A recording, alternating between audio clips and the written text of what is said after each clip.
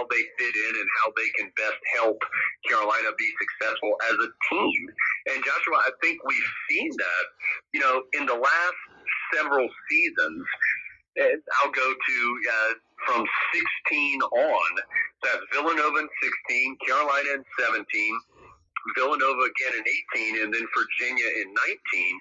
The teams that have won the national championship are teams that have some older players. And as fun as it is to have one-and-done freshmen and to have great talent, and as many times as they're mentioned on ESPN, that doesn't guarantee that you're going to have success. And it really, outside of Kentucky in 2012 and Duke in 2015, those are the only two teams that have been dominated by freshmen in the last several seasons. I mean, we're talking 15 or more that have won the national title. And so there is high value in players like Leaky Black and Andrew Platek, who are good basketball players who have developed and who are mature on the court and leaders both on and off it. I'll get you out on this, Jones. We know the pandemic's brought a lot of different challenges and changes to the way the game is played and the way that you do your job. So I'm interested, how has the pandemic changed the way that you and the Tar Sports Network do y'all's job on a day-to-day, on game day and then on a day-to-day basis? Yeah, sure. I think the biggest change for us is game day for sure. In basketball, we do a game with a mask on, for example. In football, we have an open air booth, so we did not do that. But in basketball, being in the enclosed area, we do. We are not allowed to sit on the court anywhere, including in the Smith Center, which is where we normally are. So we're up kind of the concourse level in the Smith Center, so it's a little bit of a different angle for the game. We're spread out, of course, even in the booth where we're doing the games. It's dramatically changed our travel. We cannot travel with the team this year, which is something that we normally do. They have a limited amount of spaces that has been set for them that they can travel with. So that's been very different. We have done a game or two remotely. We have not many. We've done one football and one basketball game so far remotely. There'll still be a couple more that we will do remotely, depending on the individual situations for the road games. What the broadcast situation is, the amount of fans that are allowed in the stands, etc. So it has definitely changed the way that we are able to bring people to broadcast. What we are hoping to do is continue to try to bring it at the highest level possible with the most insight into the Tar Heels as possible, because that's what we're there for. We're the Tar Heels Sports Network. And so we've continued to try to do that. It has been a challenge for us, as it has been for everybody, to continue to do it in a really smart and safe way, but also continue to try to do your job at a high level. And hopefully this will be the last season that we have to deal with that. But if it bleeds into early next year as well, we'll continue to adjust. But it's affected our personnel. Brian Simmons, for example, who's our color analyst for football. Brian lives down in Orlando, and we just didn't think it was smart for him to be on a plane, every single week to fly in wherever Carolina was, even if it was a home game, and then back home. And so instead, he only did the Florida State game and the Orange Bowl in person with us. And the rest of the year, he would do a pregame and postgame segment with us. And Lee Pace, who's normally our sideline reporter, he was up in the booth and doing the analyst work. Right. Eric Montross, who's our analyst in basketball, Eric has not traveled at all. So he'll do the home games. And if we are on the road remotely doing a game, he'll do that. But if not, he'll be involved in kind of pre-half post and coming out of commercial break sometimes. And so we've tried to adjust and make things comfortable and safe for the individuals, but also as a full unit continue to try to do our job at the best of our ability. So, yeah, it's certainly been a challenge and it's been different, but I think we've done a good job in making our way through it and making the best of it that we can. I can say I've listened to a few broadcasts with football and basketball, and I can't tell the difference whether you're in the stadium or at the court, or if y'all doing it remotely. Y'all have done a fantastic job handling the pandemic. Jones, just want to thank you for coming on, giving me some of your time. I know you've got a busy schedule today and getting prepared for tomorrow's game at Florida State. So thank you. We'll talk to you down the line soon. Sounds good, Josh. Always appreciate the time. All right. We'll talk to you later, sir. And just want to thank Jones for coming on and giving me some of his time. Really good conversation every time we have Jones Angell on. Always brings some really good insight. And every time I leave talking to him, I always feel a little bit more positive about Carolina. I recorded that conversation before the loss to Florida State, and I still feel positive about this team as we're moving on to Wake Forest. And there's no gimmies in the ACC. There's no gimmies with Carolina this year because of how young and inexperienced they are. But this is a game that Carolina has more talent. They've, albeit, got a little bit more experience, and this is a game they should win. The Deacons coming in 3-5 overall, 0-5 in ACC play. Only played 8 games this year because of COVID. They haven't been on the court as much as some other teams that Carolina has seen. Steve Forbes is in his first year in Winston-Salem since coming over from Winston-Salem or from East Tennessee State, where he did a fantastic job with that small school and getting that team to the tournament a few years. And I do think over time, if Wake Forest gives him time, he can build a consistent winner in Winston-Salem, which would be really fun for the ACC and for Carolina, as you really like it when Carolina do Wake Forest and say they're all really good and really competitive. With that in mind, this is a team that, as I mentioned, 3-5. They've yet to win a league game. They only put 2 guys in double-figure scoring. That's Davian Williamson at 11 points per game, and then Isaiah Mucius at 10.3 points per game. Overall, not a team that can score the ball really well, a lot like Carolina, but they're also middle of the road defensively in terms of what they give up in terms of points per game, 67 points. That's 92nd in the country. Their defensive rating is 164th in the country. So this is a really good matchup for Carolina to get a win and get back on track. Well, this is, those stats are a little bit misleading, though, because you look at the games that they've played recently. They lost by 4 at home to Virginia Tech, a team that's ranked. You got Louisville. They lost by 12 to them at home. Kept it close with Duke for a while. Under a 10-point margin against Virginia. So they fight. That's the one thing about them. They're not a team that's given in, but this is also a team that struggled with Catawba, a Division II school. They struggled with Longwood at one point in the season. But I think one thing that's really interesting with this game that you haven't had in the last 2 games, this is a team that's played a lot recently. They've gotten into a little bit of a groove. This is not like Florida State or Syracuse, who we've seen before, where we've talked about, on the side, not necessarily, we haven't focused out as much on it here on the podcast.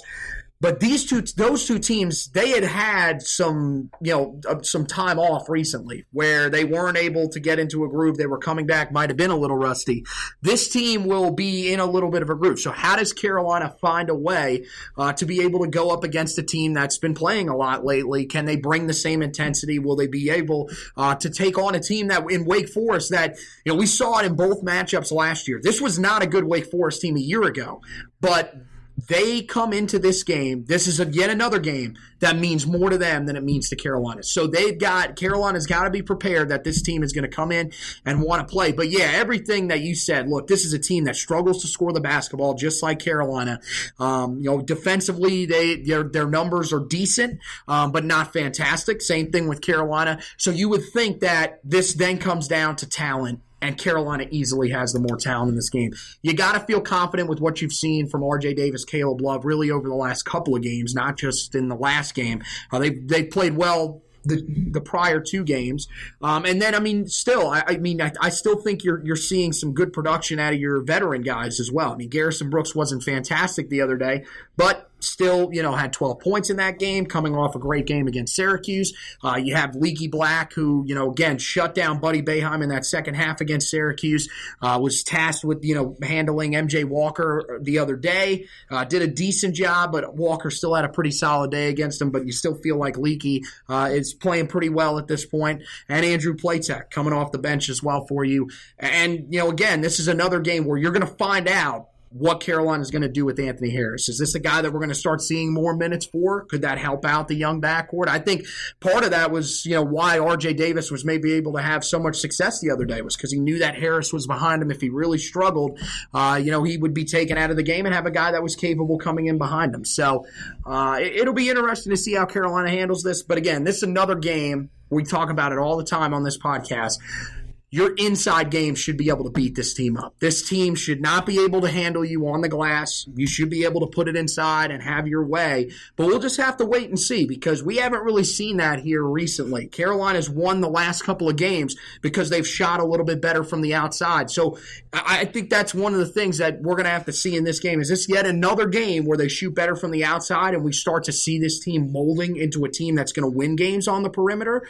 Or is this a game where maybe they start going back inside and you see this team start to get more aggressive on the interior when they get in the half court? Yeah, I personally think Anthony Harris will work his way. He will be a starter at some point, which means you'll probably see in a different lineup change again. But I think Roy Williams has the 5 he's going with right now. What you saw on Saturday was the back-to-back games. We had the same lineup for the first time since ACC play. You look at Wake Forest, as you mentioned. They've lost every conference game. They've played every team outside of Georgia Tech, believe it or not. They've played them relatively close and relatively tough. They're a really good 2-point shooting team, shooting 55% overall from 2-point land on the season. They really struggle shooting the 3 at only 32%. You look at those numbers in ACC play. They're 50% from the 2-point line in ACC play, only 30% from behind the 3-point line. So the key for Carolina defensively is when they defend the 3 pretty well, they usually find a way to win games. It's when they have trouble defending the perimeter is when they usually get beat, like you saw on Saturday in Tallahassee. But I'm with you.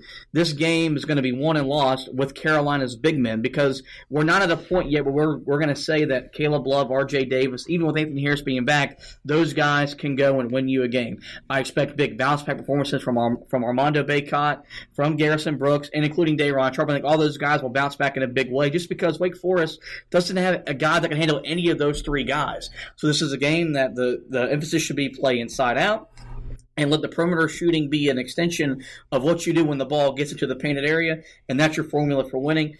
I think that's what Carolina's going to do. I think this is a really big week for Carolina in general. You get Wake at home, you get State at home. You find a way to win both those games. Now you're 10-5, you're 5-3 in ACC play. You know the schedule's about to heat up once you get into the month of February from then on, especially as Louisville's they've really turned the corner in ACC play. Virginia just blew out Clemson. Like the schedule is going to get tougher. You got to find a way to stack wins. We've said that all year long. This is a big week for Carolina to do that, and I think they'll get that started off with a win over Wake Forest. Yeah, I think one of the guys that's got to step up in this game. He's been a little bit quiet here recently is Armando Bacot. This seems like the type of game where you need him to play well inside. And you mentioned it, they don't have their guy. Last year, Olivier Sarr was still there. He went to Kentucky, so you should be able to attack inside. I'm with you. This game is in the Smith Center.